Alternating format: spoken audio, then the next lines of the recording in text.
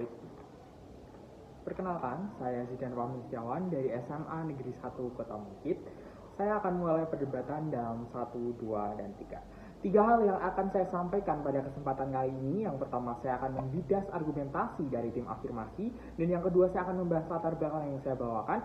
Dan yang ketiga adalah mengenai dua isu tentang mengapa mosi ini menjadi suatu mosi yang penting untuk diperdebatkan. Dan yang kedua adalah mengapa mosi ini tidak layak untuk diterapkan. Berdasarkan yang dibahas oleh tim afirmasi bahwasanya jika orang tua tidak mendapatkan uji kelayakan sebelum mempunyai anak, itu akan tidak efektif. Sedangkan orang tua, menurut kami, jika orang tua ditekan dari mulai lingkungan atau pasangannya untuk segera mempunyai anak, justru hal itu yang memerlukan suatu perhatian khusus. Karena apa? Karena jika orang tua mengalami tekanan dari lingkungan atau pasangannya, justru hal ini akan membuat orang tua ini menjadi lebih tertekan dan juga lebih stres Dewan Juri yang terhormat, dan saya rasa hal itu tidak akan efektif karena akan stres ini akan berkelanjutan. Memasuki latar belakang dari kami, kesalahan pada pola asuh memang beberapa kerap terjadi belakangan ini, namun saya rasa hal tersebut bukan disebabkan karena tidak adanya tes kelayakan atau uji kelayakan. Hal ini saya rasa karena kurangnya efektivitas dalam komunikasi di dalam satu keluarga. Hal ini tentunya akan mendorong bahwasanya orang tua itu tidak efektif dalam menyampaikan komunikasinya kepada anak. Akan terdapat masalah pada ujungnya dan juga tidak akan terselesaikan jika tidak ada efektivitas komunikasi. Jadi uji kelayakan ini juga sebenarnya tidak akan menjadi suatu hal yang efektif jika kita bayangkan bersama Dewan Juri yang terhormat, karena juga ujungnya jika semisal sudah ada uji kelayakan namun orang tua tetap tidak memiliki efektivitas dalam berkomunikasi dengan anak, hal ini juga tetap akan menciptakan disintegrasi dalam suatu keluarga Dewan Juri yang terhormat.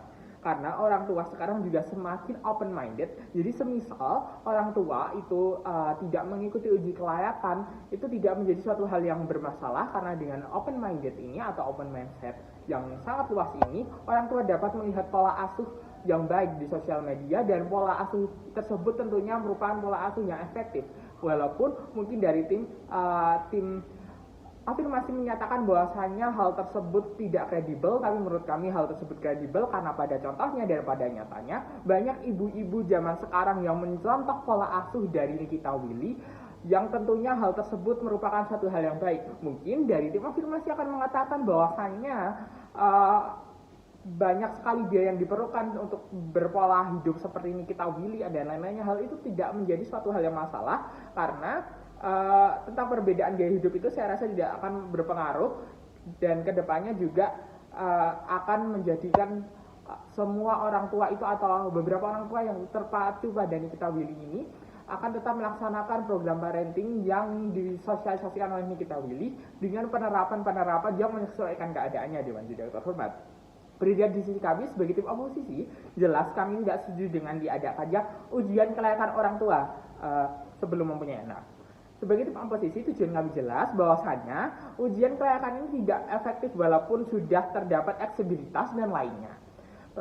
Tapi hal itu akan susah untuk diwujudkan karena kami rasa sebagai tim oposisi secara logis hal tersebut tidak akan menyeluruh. Bayangkan saja jumlah penduduk di Indonesia saja sudah sangatlah banyak. Bagaimana cara mengadakan uji kelayakan tersebut? Jika tim afirmasi menyatakan hal ini kami menang di aksesibilitas, tapi menurut kami hal itu juga tidak akan menjadi suatu hal yang akan efektif, bukan? Karena banyaknya penduduk yang ada di Indonesia.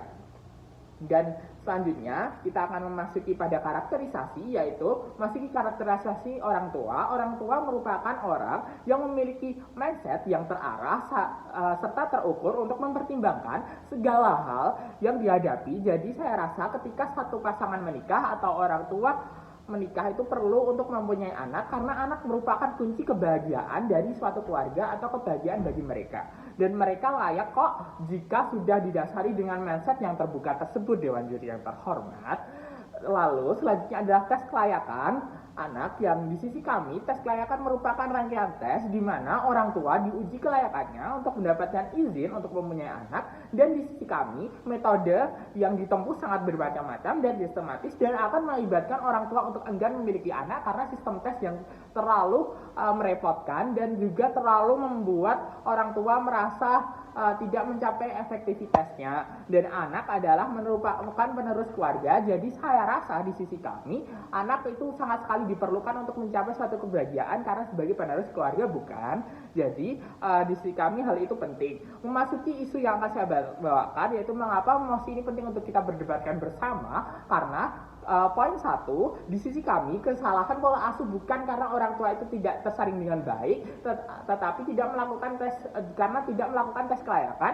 Justru hal ini mungkin karena tidak adanya hubungan atau timbal balik yang baik sehingga terdapat konflik keluarga dan lain-lainnya, yang hal tersebut dapat mengganggu hubungan antara anak dan juga orang tua, karena menurut kami walaupun udah ada tes kelayakan tetap hal tersebut akan terjadi karena hal tersebut merupakan sesuatu hal dinamika sosial yang dinamis.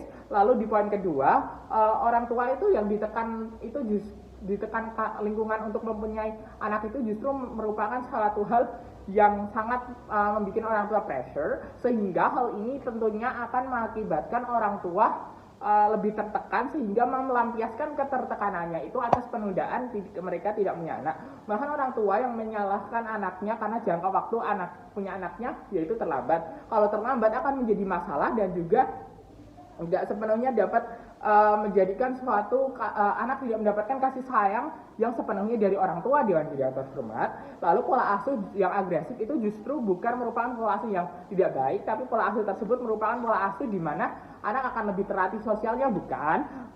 Lalu memasuki mengapa masih ini tidak layak untuk diterapkan, karena uji kelayakan anak ini akan menghambat fase anak untuk berkembang. Karena contohnya saja, jika seorang tua baru layak untuk mempunyai anak pada usia 30 tahun, itu justru nanti ketika anak udah 20 tahun itu merupakan orang tua sudah berada pada ujung tombak kesuksesannya, padahal masih harus membiayai kuliah dan lain-lainnya. Dan jika tim afirmasi mengatakan tidak ada kredibilitas, justru di sisi kami ada kredibilitas, karena hal ini akan menjadikan kredibilitas bagi kami, karena jika orang tua berpandangan baik tentang parenting, justru itu akan menjadikan suatu hal yang akan menjadikan orang tua open minded dan lain-lainnya. Dan juga saya bangga menjadi tim oposisi.